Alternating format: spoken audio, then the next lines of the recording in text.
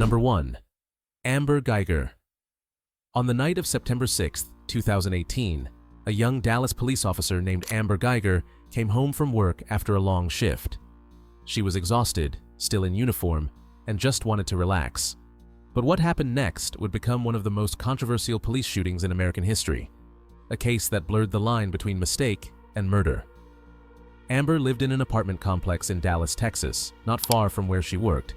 That evening, she parked her car, walked up the stairs, and went to what she believed was her own apartment. But she wasn't on her floor. She had gone one level higher by mistake. The doors in the building looked identical. Without realizing it, she was standing in front of apartment 1478, not 1378, which was hers. Inside that apartment lived Botham Jean, a 26-year-old accountant originally from St. Lucia.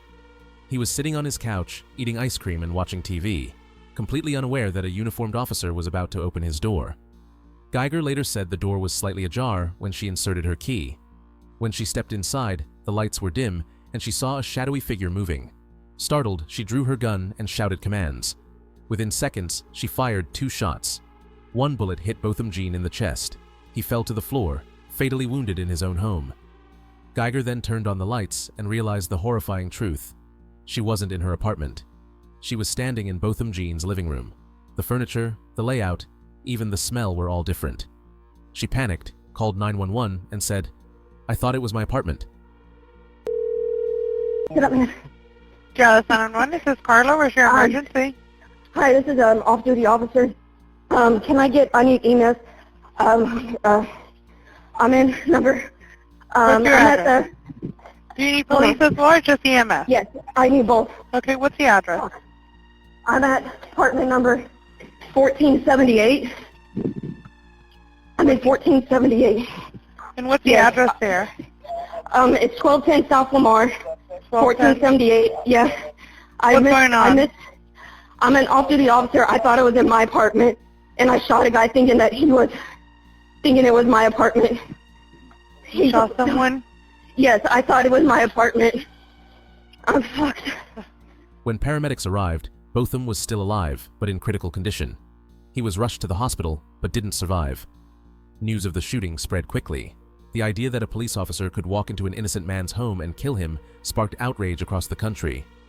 Botham Jean was remembered as a kind, church-going young man, someone with no criminal record, no confrontation, just in the wrong place at the wrong time. Except, it wasn't his mistake. Amber Guyger was placed on administrative leave as the investigation began. She told detectives she truly believed she was in danger. She said she mistook Botham for an intruder and acted on instinct. But the evidence raised serious questions. The prosecution argued that her story didn't add up. Neighbors testified that they heard her shouting, but not clearly identifying herself as a police officer. They also said that the differences between her apartment and his were obvious, from the welcome mat outside to the interior decor. The mat outside Botham's door, for example, was bright red. Amber's was plain black. Investigators also found text messages and social media posts showing Guyger had used racist and aggressive language in the past. Critics said it revealed bias and a pattern of poor judgment. When the case went to trial in 2019, it drew national attention. Guyger took the stand, crying as she described the night. She said, "I wish he had been the one with the gun that killed me. I never wanted to take an innocent life." I ask God for forgiveness, and I hate myself every single day. I feel like I don't deserve a chance to be with my family and friends. I wish he was the one with the gun that killed me. But the jury wasn't convinced. They believed her mistake was real, but her actions were reckless and deadly. They convicted her of murder instead of the lesser charge of manslaughter. During sentencing, Botham Jean's family members delivered emotional statements. His younger brother, Brant Jean, shocked the courtroom and the world when he stood up, looked directly at Amber, and said, "I forgive you." Then, he walked over and hugged her. The moment went viral, becoming a symbol of grace and forgiveness in the midst of pain. I can speak for myself. I forgive you. And I know if you go to God and ask Him, He will forgive you.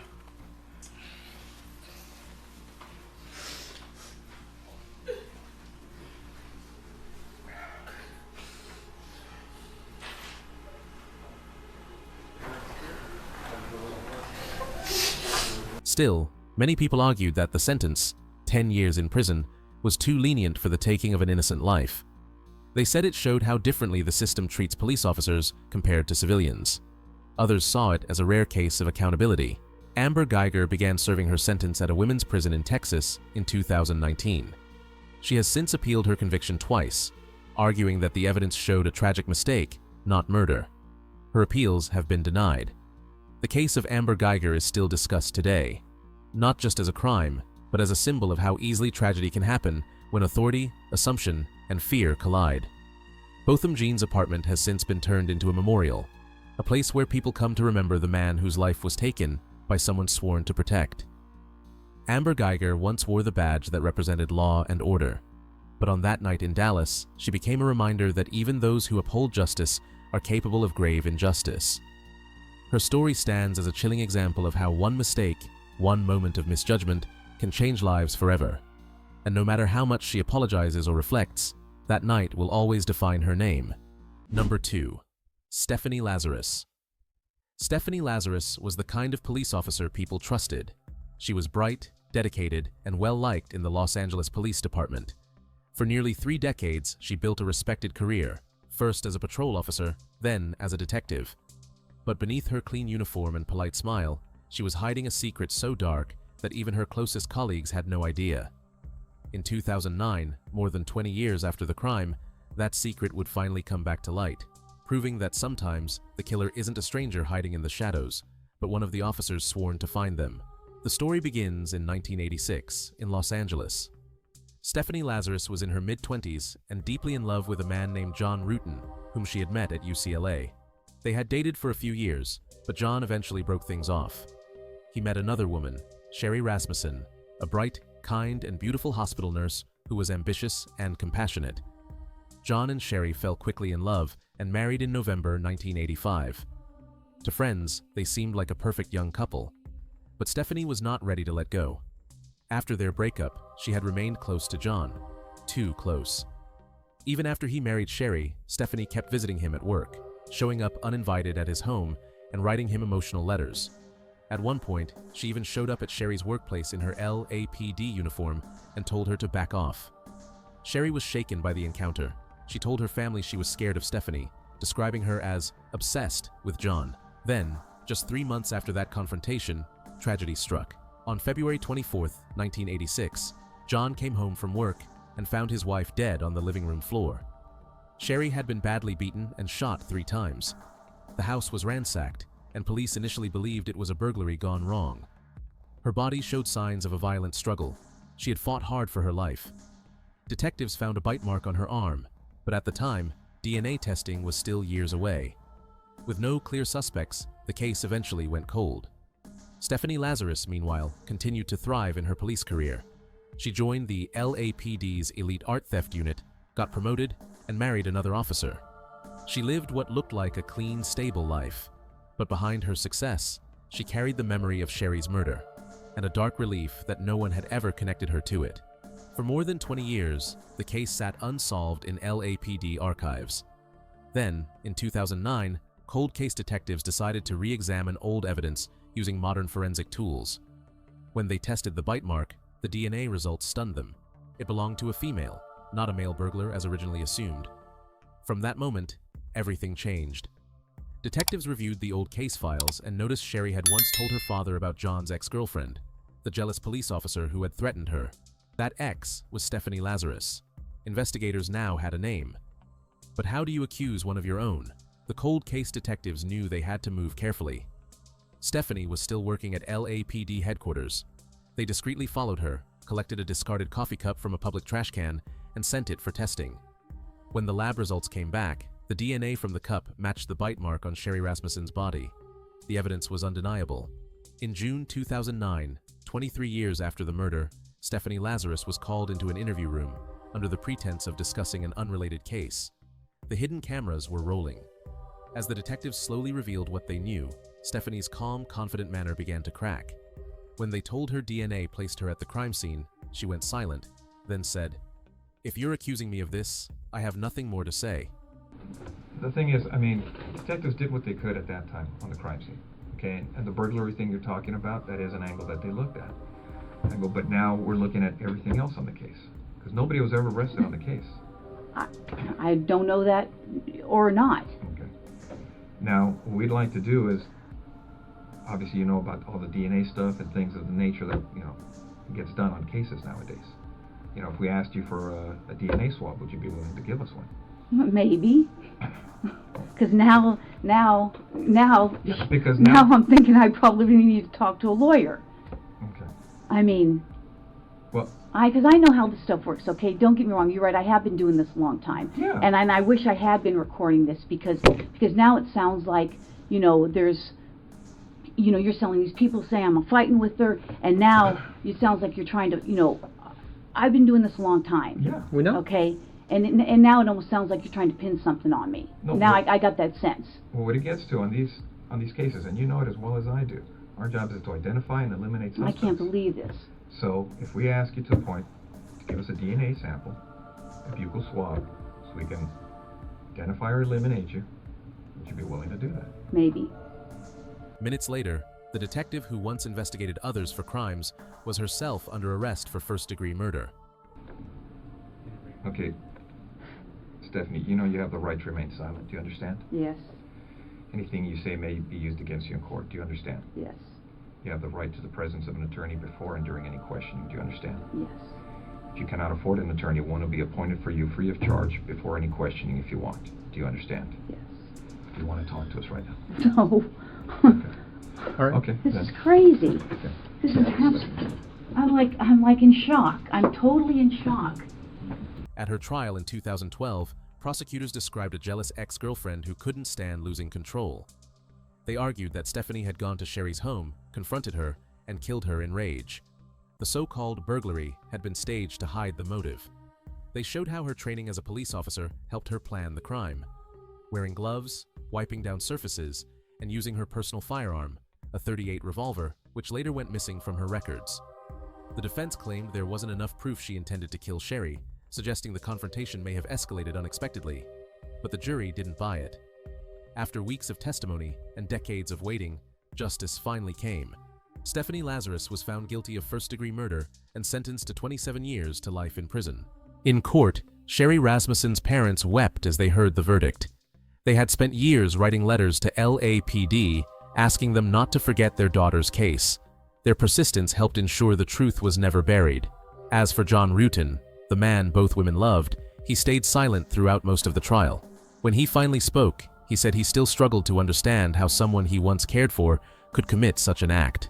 Stephanie Lazarus now lives in a California women's prison, stripped of her badge and reputation.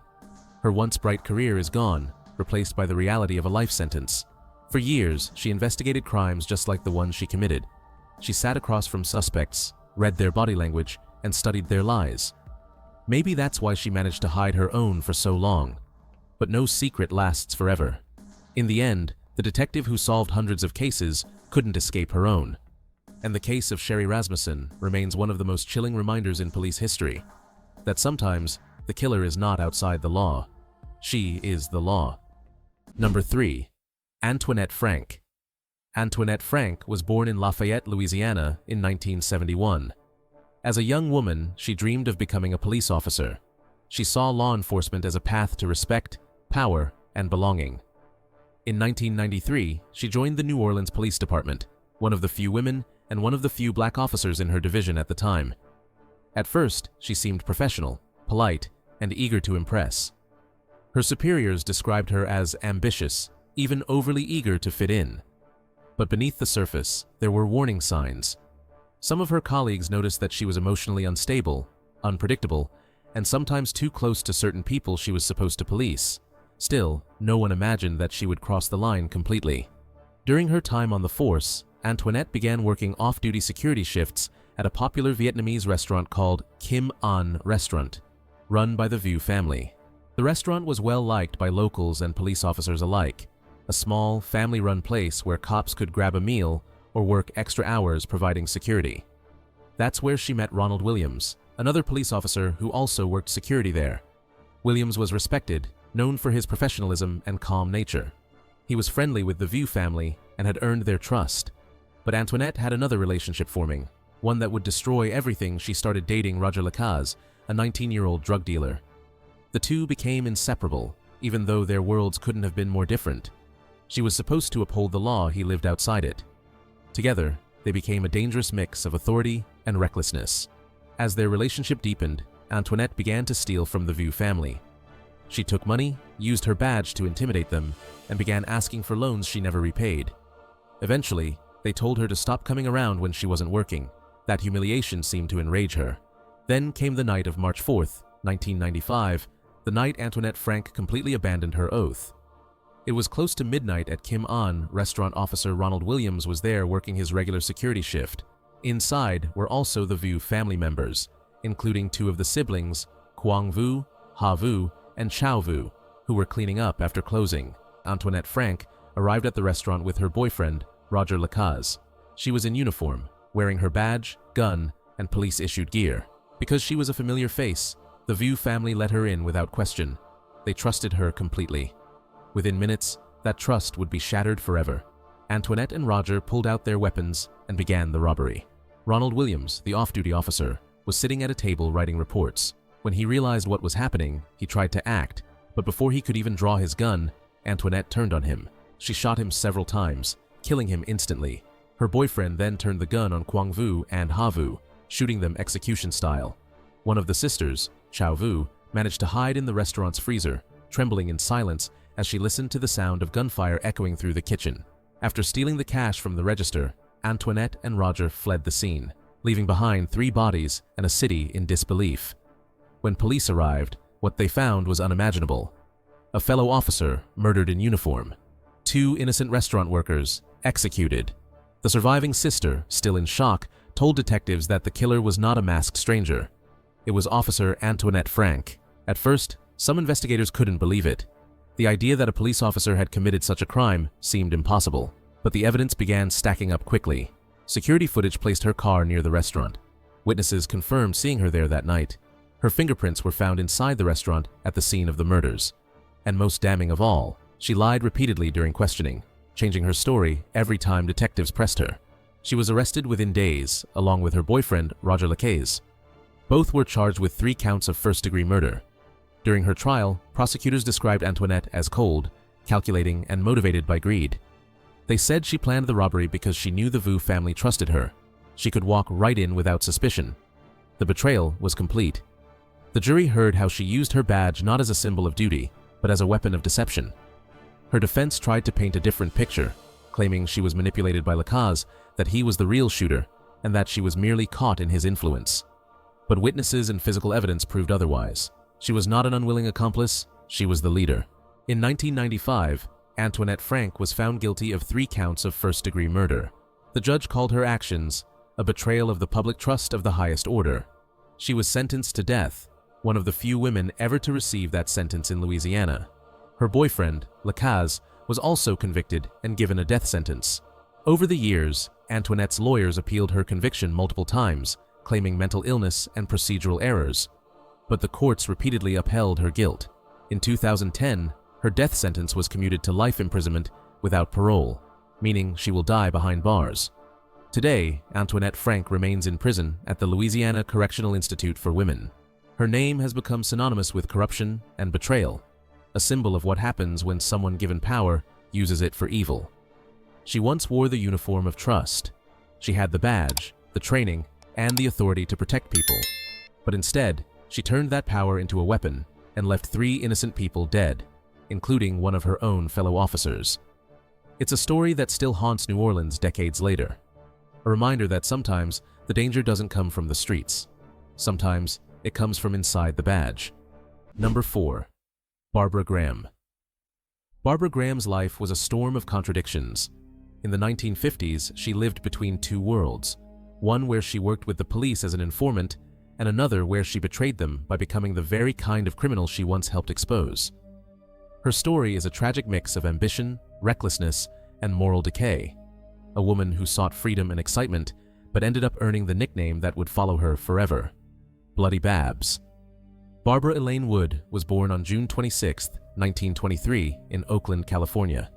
Her early life was unstable. Her mother was a sex worker who spent time in and out of jail, and Barbara grew up mostly in foster homes and reform schools. From a young age, she learned how to manipulate, charm, and survive. By her teenage years, Barbara had already begun drifting through life, marrying young, getting divorced, and taking on different identities. She was smart, streetwise, and always chasing something bigger. But her decisions constantly pulled her toward trouble. By the late 1940s, she had moved to Los Angeles, working as a waitress, a dancer, and at times, a sex worker. She also became involved in small-time cons and forgery schemes. When she was caught trying to pass forged checks, she avoided a long sentence by becoming a police informant, feeding information to law enforcement about criminal circles she ran with. For a while, this arrangement worked. She gave them names, tips, and addresses in exchange for leniency. She even developed relationships with some officers who saw her as a woman who'd made bad choices but was trying to turn things around. But deep down, Barbara wasn't done with the streets. She liked fast money, attention, and the thrill that came with danger. And in 1953, she made a decision that would destroy everything. That year, Barbara became connected with a group of ex-convicts: Emmett Perkins, John Santo, Baxter Shorter, and Jack Santo, sometimes referred to under aliases in various accounts. They were career criminals with a plan: rob a wealthy widow named Mabel Monahan, an elderly woman rumored to have a safe full of cash and jewelry in her Burbank home. Barbara claimed she knew Mabel personally and could help them get inside without suspicion. The plan was simple. She'd knock on the door, gain Mabel's trust, and let the men in to do the rest. Barbara saw it as an easy job, one quick score that would finally give her the financial stability she always wanted. On March 9, 1953, the plan went into motion. Barbara arrived at Mabel's home, knocked on the door, and told her she needed to use the phone. Mabel, kind and trusting, let her in. Moments later, Barbara opened the door for the men waiting outside. But what was supposed to be a robbery quickly turned into something far darker. When Mabel refused to reveal where her money was hidden, the group tied her up, beat her, and suffocated her with a pillowcase. She died in her own home, terrified, bruised, and betrayed by someone she had just let inside. After the killing, Barbara and the men ransacked the house, but found almost nothing of value. They left with little cash and fled. But the crime shocked California. The brutality of it, the murder of an elderly woman by a young woman and her accomplices, dominated headlines. Within weeks, police caught up with them. One of the men, Baxter Shorter, turned informant and gave a detailed statement implicating Barbara and the others. But before he could testify, he mysteriously disappeared, kidnapped and presumed murdered by the same gang. Still, authorities had enough evidence to charge Barbara and her accomplices with first-degree murder. Her trial in 1953 became one of the most sensational cases of the decade. Reporters called her Bloody Babs, painting her as a seductive manipulator, a woman who used her looks to get what she wanted and dragged men into murder. Barbara, on the other hand, insisted she was innocent. She claimed she was only at Mabel's home to case the place and didn't participate in the killing. She told reporters that the police and press had turned her into a villain because she was a woman who refused to play the victim. At one point during her trial, Barbara even said, "I'm no saint, but I didn't kill that woman." But her words couldn't erase the image the media had built. She was portrayed as cold, deceitful, and unrepentant, the femme fatale archetype the public loved to hate. Prosecutors emphasized her role as a police informant turned criminal, showing how she betrayed the very justice system that once gave her a second chance. They argued she used her police connections and street smarts to plan the crime, and that she was every bit as guilty as the men who physically carried it out. After a high-profile trial, Barbara and her accomplices were all found guilty of first-degree murder and sentenced to death in the gas chamber. While awaiting execution, Barbara continued to fight for her life. She appealed her case several times, claiming she was coerced into confessing under pressure, but all appeals were denied. On June 3, 1955, Barbara Graham walked to the gas chamber at San Quentin Prison. She was 31 years old. Reporters described her as calm but pale. Her last words before the cyanide pellets dropped were chillingly composed.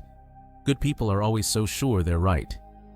Her execution marked the end of one of California's most infamous trials of the 1950s.